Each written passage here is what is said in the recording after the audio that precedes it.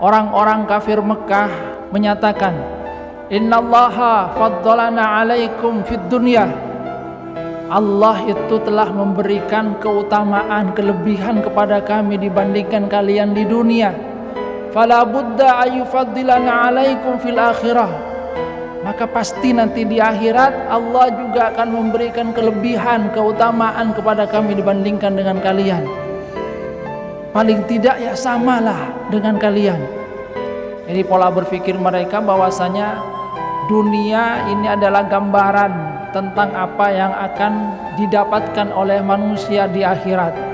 Kalau di dunia mereka mendapatkan harta yang melimpah, kenikmatan hidup, maka nanti Allah Subhanahu wa taala di akhirat juga akan memberikan kepada mereka harta yang melimpah, kenikmatan juga.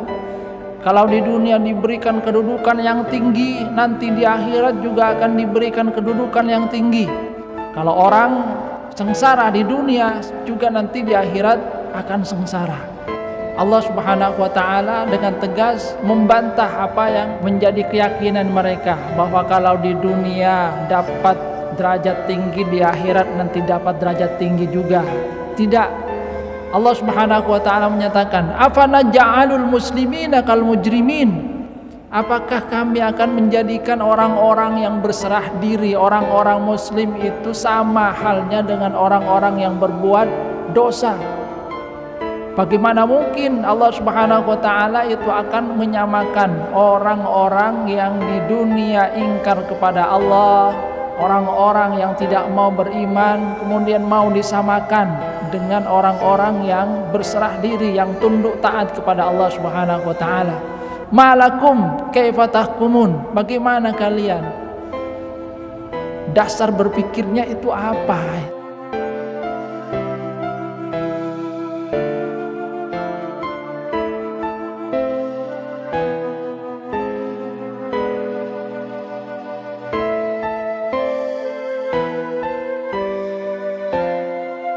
Assalamualaikum warahmatullahi wabarakatuh.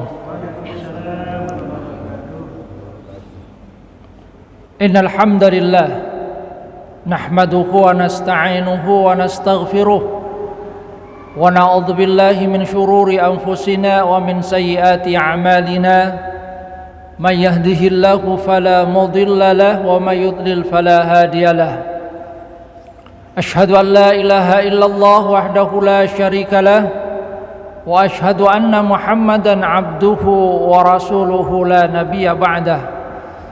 Allahumma salli ala Muhammad wa ala ali Muhammad kama sallaita ala ali Ibrahim wa barik ala Muhammad wa ala ali Muhammad kama barakta ala ali Ibrahim fil alamin innaka Hamidum Majid. Rabbi shrah li sadri wa yassir li amri wahlul 'uqdatam min lisani yafqahu qawli. Amma ba'du. Hadirin jamaah pengajian rahimakumullah, kita lanjutkan kajian tafsir di surah Al-Qalam atau surat Nun. Setelah di ayat 33 Allah Subhanahu wa taala memberikan peringatan kepada orang-orang yang ingkar terhadap ajaran yang dibawa oleh Rasulullah sallallahu alaihi wasallam, tidak mau beriman, dengan firman-Nya, a'udzubillahi minasyaitonir rajim, kadzalikal adzab wal adzabul akhirati akbar law kanu ya'lamun. Demikianlah azab di dunia, dan sungguh azab di akhirat itu lebih besar seandainya mereka itu mengetahui.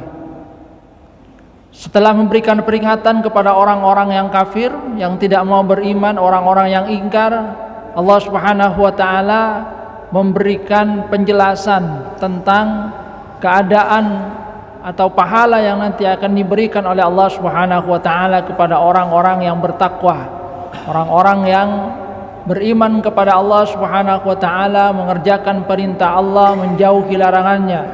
Allah Subhanahu wa taala berfirman, a'udzubillahi minasyaitonir rajim, innalil muttaqina 'inda rabbihim jannatin na'im. Sungguh bagi orang-orang yang bertakwa di sisi Tuhan mereka surga yang penuh dengan kenikmatan.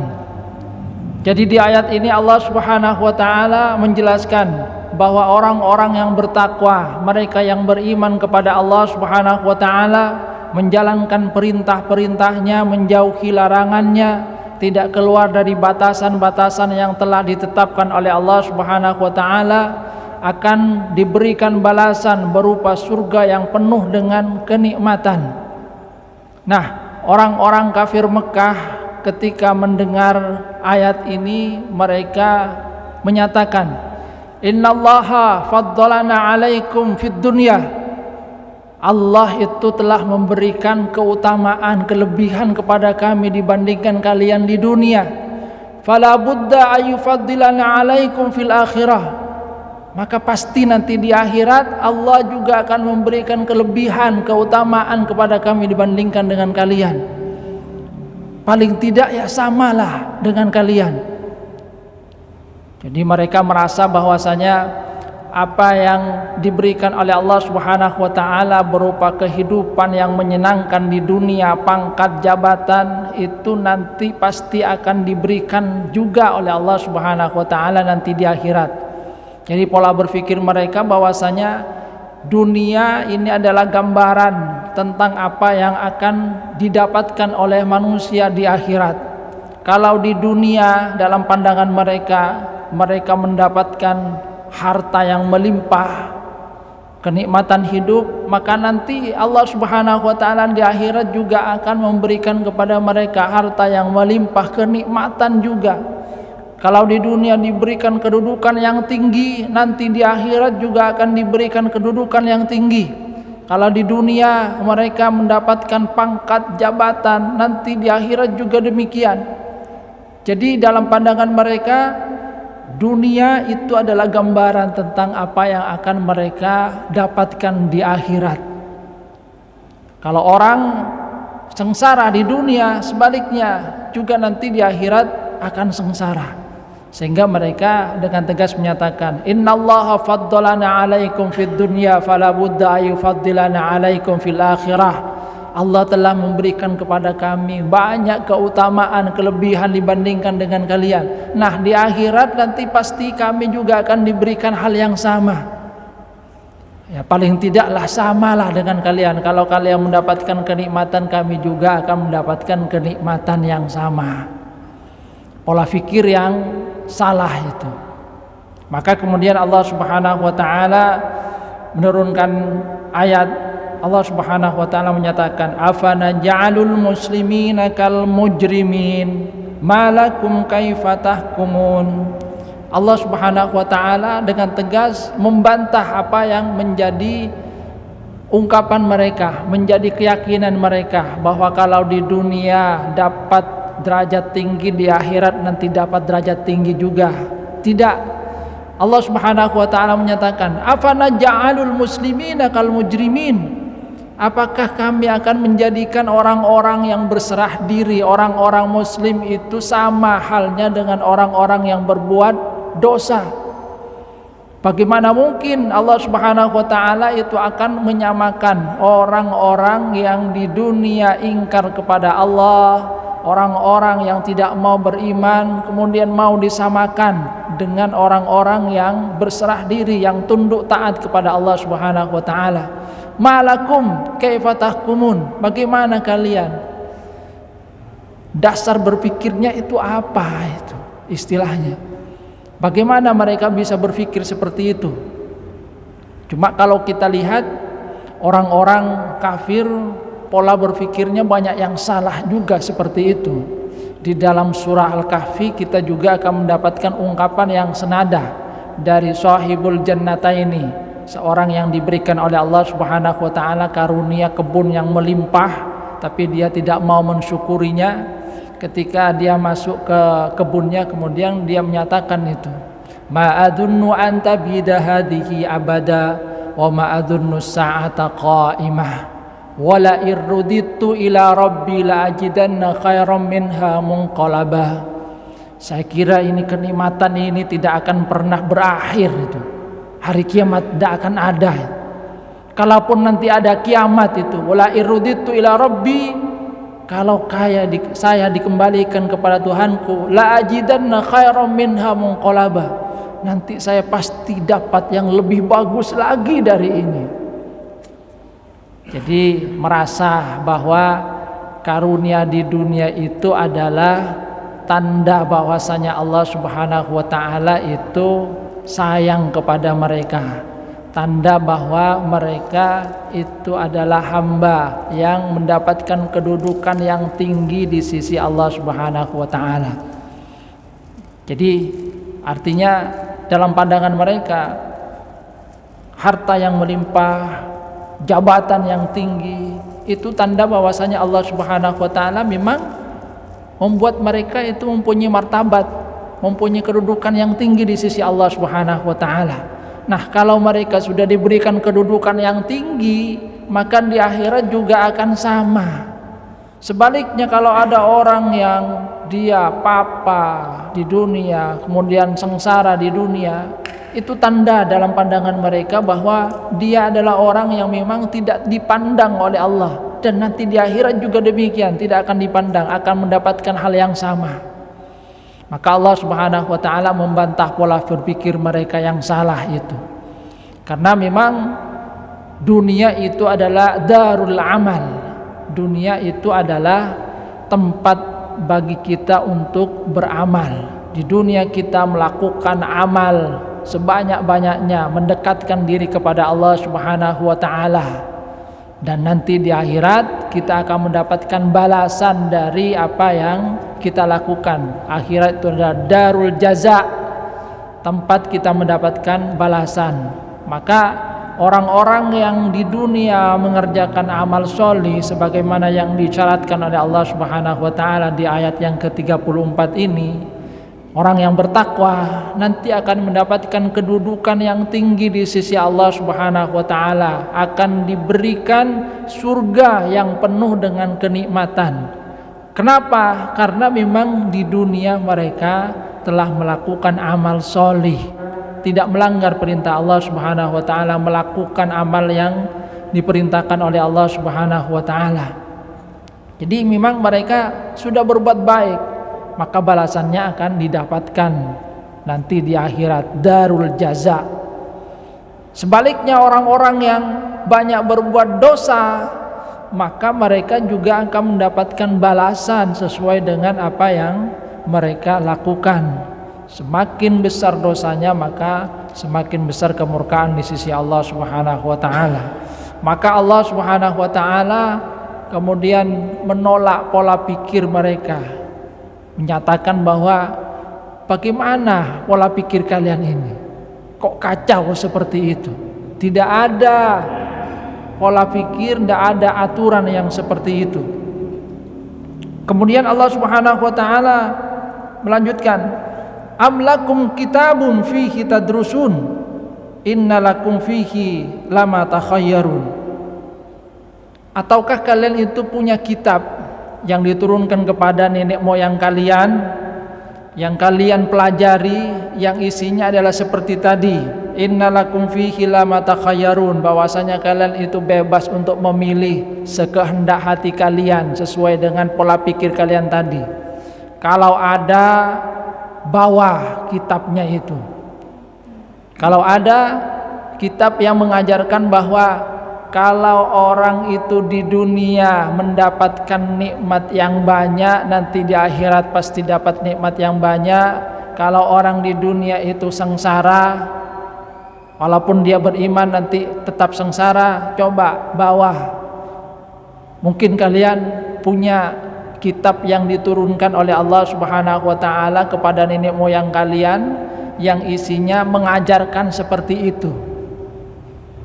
Tapi tidak ada, karena semua ajaran itu sama. Apa yang diberikan oleh Allah Subhanahu wa taala kepada para rasul sebelum Nabi Muhammad sallallahu alaihi wasallam, ya isinya sama. Jadi isinya sama, adalah perintah agar beriman kepada Allah Subhanahu wa taala, tidak menyekutukan Allah Subhanahu wa taala, mengerjakan amal solih, beribadah kepada Allah Subhanahu wa taala. Semua sama. yang mungkin berbeda itu hanya dalam bentuk perinciannya, bentuk ibadahnya, ketentuan-ketentuan yang sifatnya mungkin agak berbeda antara apa yang diberikan oleh Allah Subhanahu wa taala kepada umat terdahulu dengan umat Nabi Muhammad sallallahu alaihi wasallam. Tapi secara umum sama, karena memang berasal dari Allah Subhanahu wa taala, ketentuannya itu sama. Makanya Allah kemudian menantang mereka. Coba kalau memang kalian itu punya kitab wahyu yang diturunkan oleh Allah Subhanahu wa taala kepada nenek moyang kalian yang mengajarkan seperti apa yang kalian katakan itu, sehingga kalian bebas untuk memilih sekehendak hati kalian, hidup di dunia kemudian foya-foya, berbuat banyak dosa, nanti di akhirat masuk surga. Coba bawa kitab itu. Tapi tentu saja tidak ada kitab yang mengajarkan seperti tadi. Setelah itu Allah Subhanahu wa taala menyatakan, amlakum aimanun alaina balighatun ila yaumil qiyamah innalakum lama tahkumun.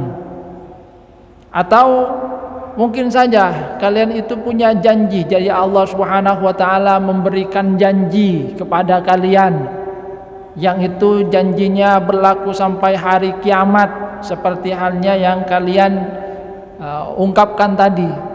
Maka tunjukkan janji atau sumpah dari Allah Subhanahu wa taala. Sebab dari orang-orang yang dari ahli kitab juga ada yang menyatakan seperti itu, bahwasanya Allah Subhanahu wa taala tidak akan menyiksa mereka, kalaupun menyiksa itu paling beberapa hari itu. Jadi orang-orang ahli kitab ada yang mengklaim seperti itu. Maka Allah Subhanahu wa taala menantang juga orang-orang kafir Mekah itu. Atau mungkin ada janji seperti halnya yang diungkapkan oleh orang-orang ahli kitab, bahwasanya Allah tidak akan menyiksa mereka, kalaupun disiksa itu cuma beberapa hari saja, setelah itu selesai. Tunjukkan. Maka mereka pun terdiam, karena memang tidak ada yang seperti itu. Salhum ayyuhum bizalika za'im.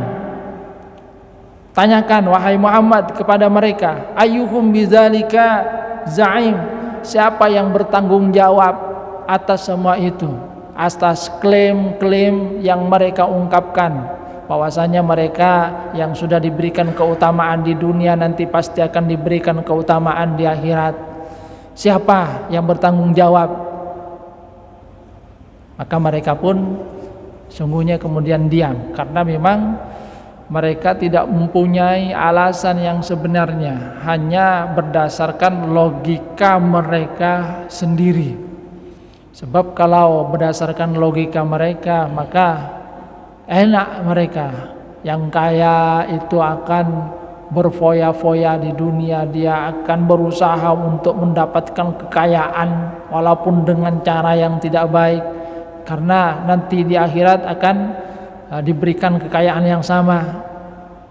Padahal sungguhnya tidak. Kemudian Allah Subhanahu wa taala menyatakan, amlakum syuraka falyatu bi syurakaihim in kanu shadiqin.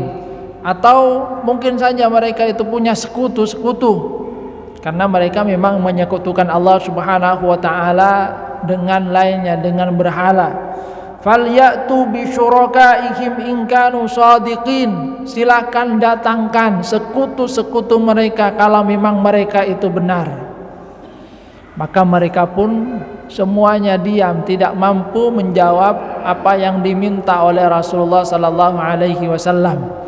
Karena mereka tahu bahwa sekutu-sekutu mereka, apa yang mereka sembah selain Allah Subhanahu wa taala, itu tidak akan bisa memberikan pertolongan kepada mereka. Bagaimana bisa memberikan pertolongan? Berhalanya itu kan dibuat oleh mereka sendiri, dibuat, setelah itu disembah. Bagaimana sesuatu yang dibuat oleh mereka sendiri akan menolong mereka? Jadi pada dasarnya mereka pun mengakui. Makanya seperti yang pernah diceritakan oleh Umar bin Khattab ini, ketika masuk Islam kemudian pernah dia tersenyum gitu. Kenapa kok senyum-senyum? Iya, saya teringat dulu itu. Teringat waktu masih jahiliyah dulu, waktu belum masuk Islam. Saya menyembah Tuhan, Tuhannya itu dibuat dari kue itu, agak besar itu. Disembah, setelah itu dia bilang, saya kok lapar Tuhan, mohon maaf, kamu saya makan dulu. Jadi saya tersenyum, kok bisa ya seperti itu saya dulu. Tuhannya kemudian disembah, setelah selesai disembah kok lapar, Tuhannya dimakan. Kok ada Tuhan dimakan? Kok logika saya tidak nyambung dulu, kata Umar bin Khattab. Makanya tersenyum setelah dia masuk Islam, dia teringat itu. Saya bodoh sebetulnya dulu itu. Kok bisa seperti itu? Disembah setelah itu dimakan. Kok ada Tuhan disembah setelah itu dimakan itu? Artinya kalau orang itu waras, mau berpikir dengan baik, itu kan pasti akan mengingkari apa yang sudah dia lakukan. Tidak ada Tuhan disembah setelah itu dimakan. Itu hanya memang orang-orang yang makanya disebut dengan jahiliyah. Mereka disebut pintar tapi bodoh. Bodoh tapi sungguhnya sudah diberikan karunia akal oleh Allah Subhanahu wa taala. Dalam urusan-urusan yang lain mereka itu kan pandai. Urusan perdagangan mereka pandai, kesana kemari melakukan perdagangan, terkenal mereka. Dalam urusan syair mereka juga pandai. Cuma dalam urusan tauhid, penyembahan kepada Allah, mereka itu yang jahil itu. Dibuat sendiri, setelah itu disembah. Setelah selesai disembah, dimakan. Makanya kata Umar, saya tersenyum ketika ingat hal tersebut. Bodoh saya itu. Tapi tidak sadar dulu waktu itu bahwasanya memang saya bodoh. Amlahum syuraka falyatu bi syurakaihim in kanu shadiqin. Kata Allah Subhanahu wa taala, silahkan datangkan sekutu-sekutu yang kalian yakini bisa menolong kalian, yang bisa memberikan janji sebagaimana yang dijanjikan oleh Allah Subhanahu wa taala kepada orang-orang yang beriman. Allah Subhanahu wa taala menjanjikan kepada orang-orang yang beriman, yang bertakwa, bahwasanya mereka akan mendapatkan surga yang penuh dengan kenikmatan. Silahkan datangkan sekutu-sekutu kalian yang menjanjikan sama, bahwasanya kalau kalian menyembah mereka, kalau kalian tidak mau beriman kepada Allah Subhanahu wa taala, walaupun kalian itu banyak berbuat dosa di kehidupan dunia, kalian akan mendapatkan kenikmatan nanti di akhirat. Silahkan panggil. Dan mereka pun diam itu. Karena sekali lagi mereka menyadari bahwa apa yang mereka lakukan sesungguhnya salah. Cuma tadi faktor-faktor duniawi kadang-kadang itu yang membuat mereka tidak mau mengakui dengan sebenarnya apa yang dibawa oleh Rasulullah sallallahu alaihi wasallam. Sama seperti halnya yang pernah terjadi kepada Nabiullah Ibrahim gitu kan. Nabiullah Ibrahim kan menghancurkan patung-patung yang disembah oleh kaumnya. Kemudian disisakan yang paling besar, kapaknya kemudian digantungkan itu.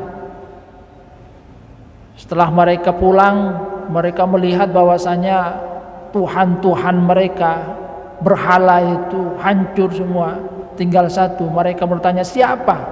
Man fa'ala hadza bi alihatina? Siapa yang telah berbuat seperti ini kepada Tuhan-Tuhan kita ini? Dan mereka kemudian berkata, oh ada itu yang sering mencela itu, namanya Ibrahim. Panggil itu. Panggil kemudian ditanya, kamu yang melakukan ini ya Ibrahim? Kata Ibrahim, bal fa'alahu kabiruhum hadza. Loh, yang melakukan pasti yang besar itu. Coba lihat, dia sedang pegang kapak itu, paling dia ngamuk gitu. Makanya kemudian dihancurkan semua. Coba tanya kalau memang dia itu bisa bicara itu. Mereka kemudian berpikir juga, tidak mungkin kami tanya kepada dia itu, dia tidak bisa bicara. Makanya kata Nabi Ibrahim, kalian sudah tahu tidak bisa bicara, kenapa kemudian disembah itu?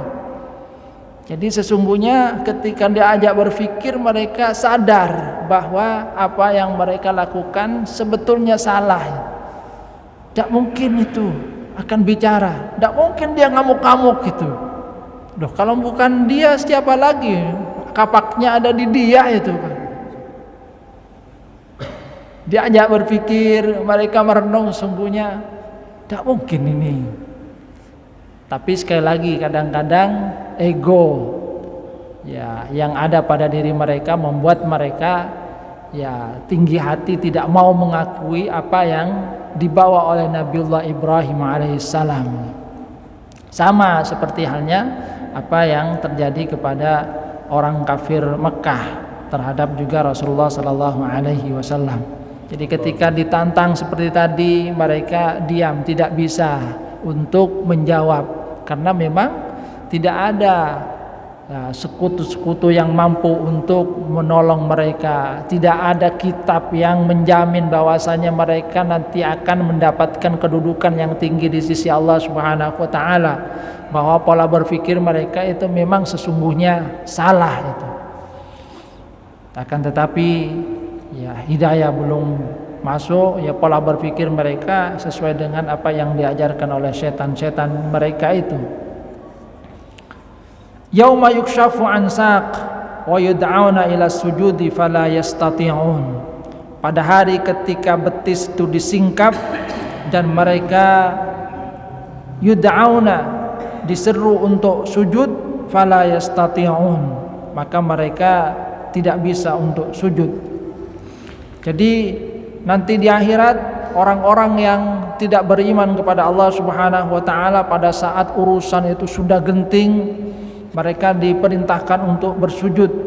Jadi bersujud, nanti semua itu akan bersujud.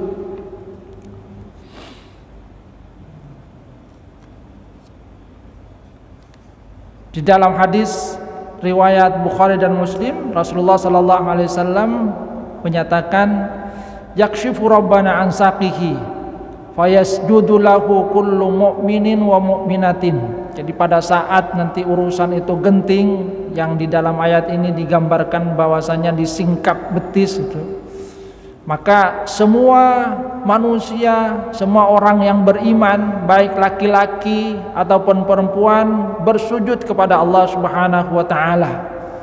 Wa yabqa man kana yasjudu fid dunya riya'an wa sum'ah.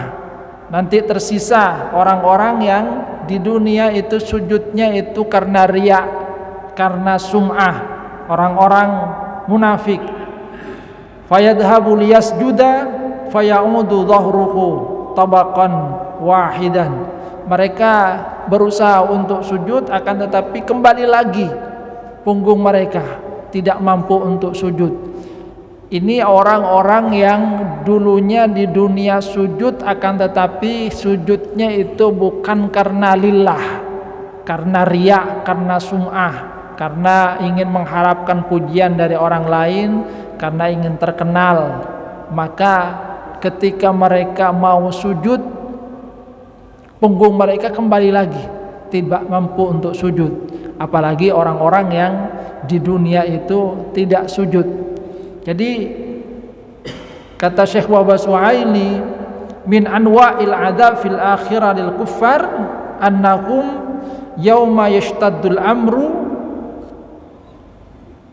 ketika urusan itu sudah genting, yutalabuna taqri'an wa tabihan bi ada'is shalah was sujud. Mereka itu diminta untuk salat, untuk sujud, yang itu merupakan satu penghinaan kepada mereka.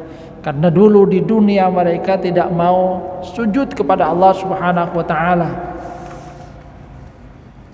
Dan kemudian di lanjutan ayat ini Allah Subhanahu wa taala menyatakan, khasyi'atan absaruhum tarhaquhum dhillah wa qad kanu yud'auna ila sujudi wa hum salimun. Bahwasanya penduduk surga itu kan diberikan kenikmatan, sedangkan orang-orang yang banyak berbuat dosa itu tertunduk hina di hadapan Allah Subhanahu wa taala, tarhaquhum dhillah wa qad kanu yud'auna ila sujudi wa hum salimun. Dulu di dunia mereka itu diperintahkan untuk sujud pada saat mereka sedang sujud, sedang sehat maksud saya, akan tapi mereka tidak mau. Maka di akhirat tentu lebih lagi mereka tidak bisa melakukannya. Maka sesungguhnya di dalam ayat ini ada peringatan dari Allah Subhanahu wa taala kepada mereka. Di dunia kalian sudah diberikan berbagai nikmat oleh Allah Subhanahu wa taala, maka gunakanlah nikmat itu dengan sebaik-baiknya. Dalam rangka apa? Dalam rangka sujud kepada Allah Subhanahu wa taala. Karena memang manusia itu kan diciptakan oleh Allah Subhanahu wa taala dalam rangka ibadah. Wa ma khalaqtul jinna wal insa illa liya'budun. Tidaklah aku ciptakan jin dan manusia kecuali untuk beribadah kepadaku. Dan ibadah yang paling agung itu adalah salat sujud kepada Allah Subhanahu wa taala. Karena itu memang merupakan bukti penghambaan dari manusia kepada Allah Subhanahu wa taala. Jadi diperintahkan sujud. Jadi artinya berbagai karunia yang diberikan oleh Allah Subhanahu wa taala saat manusia sedang jaya, di sini diungkapkan dengan wahum salimun. Dulu ketika sedang sehat mereka diperintahkan untuk sujud, mereka tidak mau. Nah, sekarang mereka diperintahkan untuk sujud, lebih-lebih lagi mereka tidak bisa karena memang tidak biasa melakukan di dunia. Jadi memang kebiasaan ketika di dunia, sama ketika orang mau meninggal dunia itu kan, kalau tidak terbiasa mengucapkan kalimat tauhid itu akan sukar. Jangankan di akhir hayat seperti itu, orang kalau demam panggung itu tidak terbiasa jadi MC misalnya, setelah itu suruh jadi MC, demam panggung salah-salah itu. Saya juga pernah mengalaminya. Mau bilang ekstrakurikuler itu. Waktu itu kemudian datang kiai saya. Langsung berubah itu. Ekstrakurikuler kemudian saya bilang ekstrakurikuler. Saya kemudian kok bisa lidah saya ini berubah itu. Padahal tadi sebelum datang Bapak Kiai itu lancar itu. Tapi kemudian ada yang disegani itu, ada rasa takut itu kan, berubah itu lidah kemudian kok berubah sendiri itu, apalagi di akhir hayat, apalagi nanti di padang mahsyar ketika masya Allah urusan itu digambarkan di sini, yauma yukshafu ansak yashtaddul amru, maknanya kata para ulama, ketika urusan itu sudah dahsyat. Karena memang manusia itu semua kan di dalam penantian itu. Penantian panjang. Manusia itu semuanya di padang mahsyar berkumpul mulai dari masa Nabi Adam sampai manusia terakhir di hari kiamat. Menunggu lama. Yashtaddul amru. Hadirin jamaah rahimakumullah. Jadi di ayat-ayat ini Allah Subhanahu wa taala sesungguhnya ingin memberikan peringatan kepada orang-orang yang ingkar kepada Allah Subhanahu wa taala tentang pola fikir mereka yang salah, bahwa kedudukan yang tinggi di dunia itu bukan jaminan akan mendapatkan kedudukan yang tinggi nanti di sisi Allah Subhanahu wa taala di akhirat. Bahwa harta yang banyak, kekayaan yang diberikan oleh Allah Subhanahu wa taala di dunia itu bukan menunjukkan bahwasanya Allah Subhanahu wa taala itu sayang kepada mereka yang nantinya kasih sayangnya kemudian akan berlanjut di akhirat. Bukan.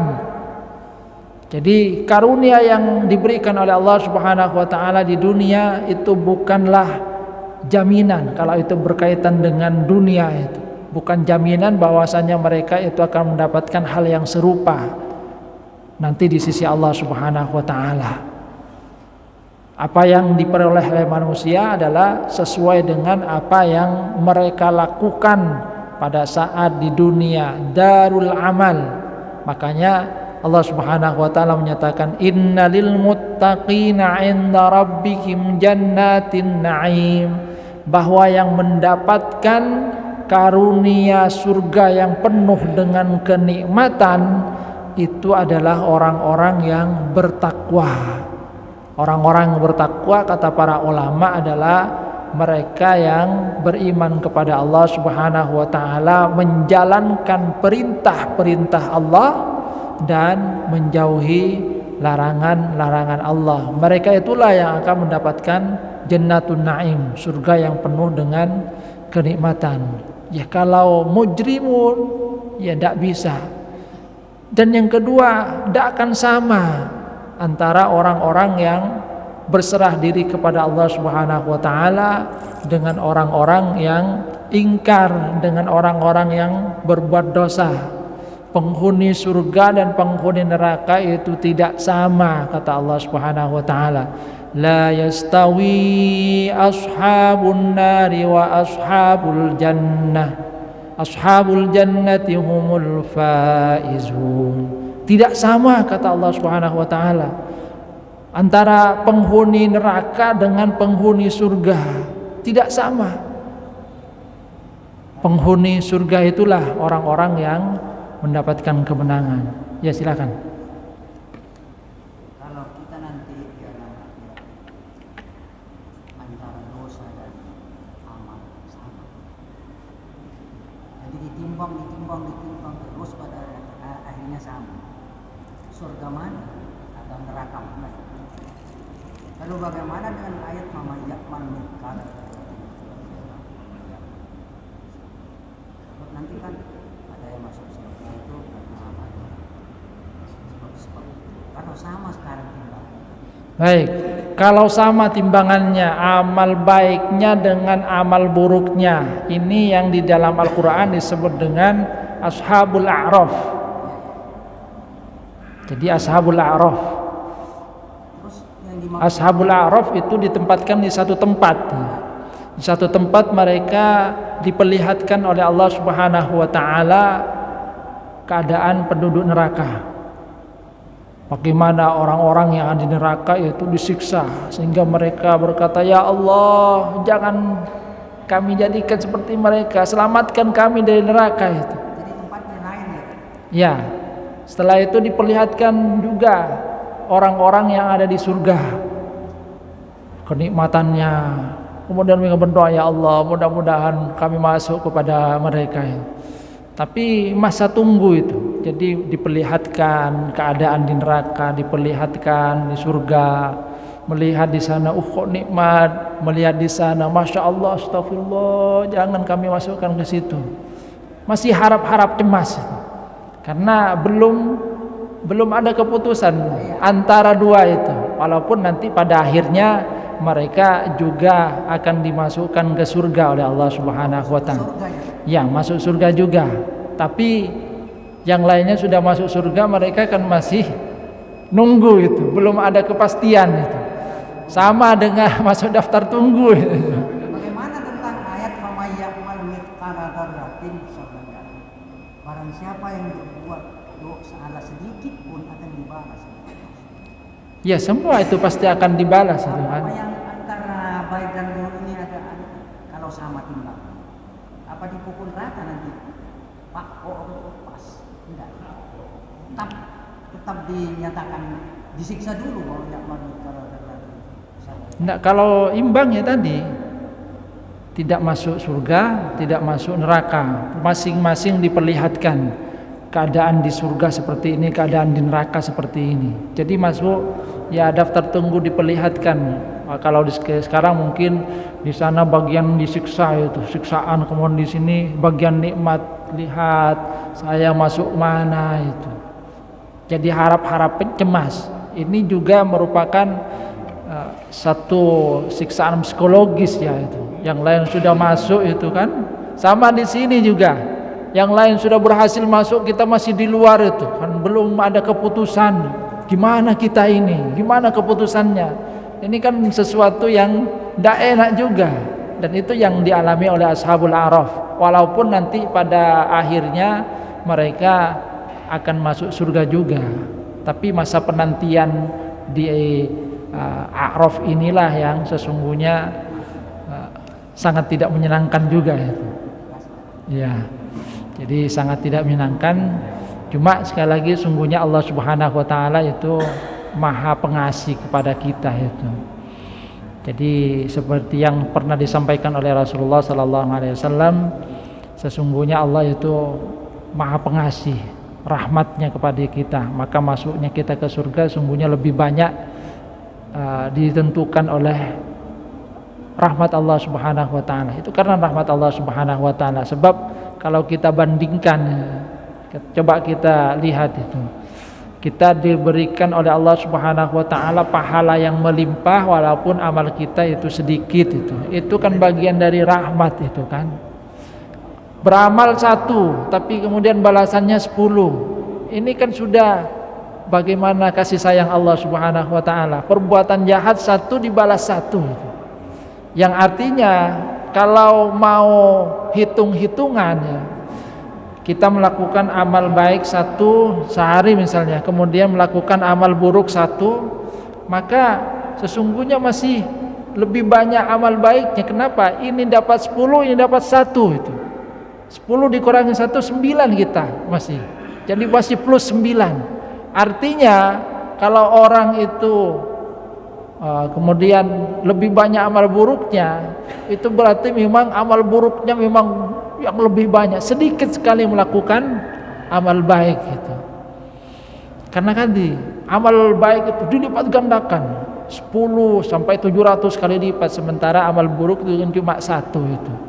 Jadi inilah sesungguhnya juga bagian dari bagaimana Allah Subhanahu wa taala sesungguhnya menginginkan kita masuk surga dengan rahmatnya itu. Makanya Rasulullah itu kan menyatakan, semua umatku itu masuk surga kecuali yang tidak mau. Ya Rasul, masa ada yang tidak mau itu? Iya, kata Rasulullah, man ata'ani dakhalal jannah wa man asani faqad aba. Siapa yang taat kepadaku dia masuk surga. Yang tidak mau, yang ingkar, banyak berbuat maksiat, berarti dia itu memang tidak mau. Mudah-mudahan kita termasuk pada mereka yang diberikan rahmatnya oleh Allah Subhanahu wa taala. Kurang lebihnya mohon maaf. Wabillahi taufiq wal hidayah wa ridwan inayah. Wassalamualaikum warahmatullahi wabarakatuh.